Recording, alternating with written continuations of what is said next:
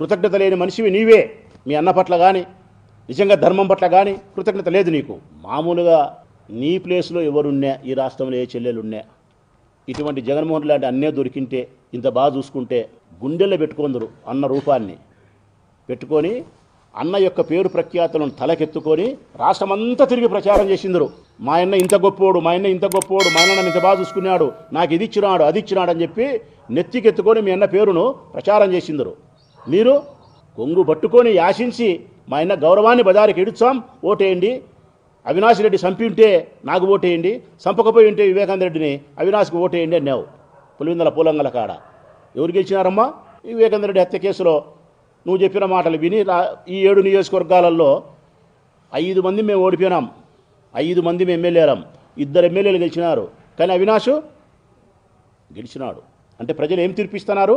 వివేకానంద రెడ్డి హత్య విషయంలో అవినాష్ రెడ్డికి భాగస్వామ్యం లేదు అని నమ్మినారు కాబట్టి ప్రజలు తీర్పిచ్చినారు. నువ్వు అడిగిన ప్రకారం అక్కడికి ఉన్నారా? అక్కడికి వినరు.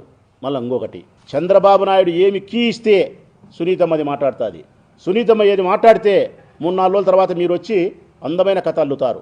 కేవలం ఒకటే మీ లక్ష్యం, జగన్మోహన్ రెడ్డి గారి వ్యక్తిత్వాన్ని హననం చేస్తూ ఆయన రాజకీయ జీవితాన్ని బదనాం చేయాలా, సర్వనాశనం చేయాలా, చంద్రబాబు నాయుడుకు ప్రయోజనం చేయడమే.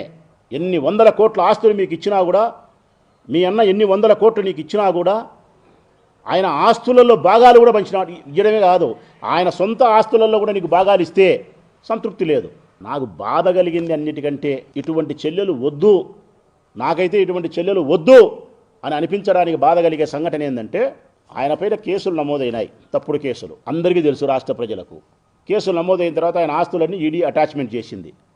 ఏంటే కానీ ఆస్తులు విక్రయించకూడదు, ఎవరికి మార్చకూడదు, చేయకూడదని చెప్పి. సరస్వతి పవర్ ప్రాజెక్టుకు సంబంధించి విజయమ్మ గారికి కొన్ని షేర్స్ జగన్మోహన్ రెడ్డి గారు ఇస్తే, అందరికీ మీకు తెలిసి ఇది పేపర్లో కూడా పెద్ద అక్షరాలతో వచ్చింది, సరస్వతి పవర్ ప్రాజెక్ట్స్ విజయమ్మ గారికి కొన్ని షేర్స్ ఇచ్చినాడు జగన్మోహన్ రెడ్డి గారు.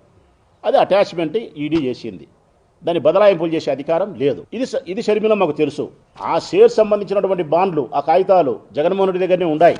విజయమ్మ పేరుతో ఉండబడినటువంటి ఆ భాగాన్ని షర్మిలమ్మ పేరుతో మార్పించుకునే దానికోసము ఈ కాగితాలు పోయినాయని చెప్పి పోలీస్ స్టేషన్లో కేసు పెట్టి ఎఫ్ఐఆర్ కట్టించి తర్వాత ఆ ఆస్తిని నీ పేరుతో బదలాయింపు చేసుకున్నావు. విజయమ్మ పేరుతో ఉండేదాన్ని ఈడీ అటాచ్మెంట్లో ఉండబడిన ఆస్తి బదలాయింపు చేయకూడదని తెలిసి బదలాయింపు చేస్తే, రిజిస్ట్రేషన్ మారితే ఆయన బెయిల్ రద్దు అవుతుందని అందరికీ తెలుసు.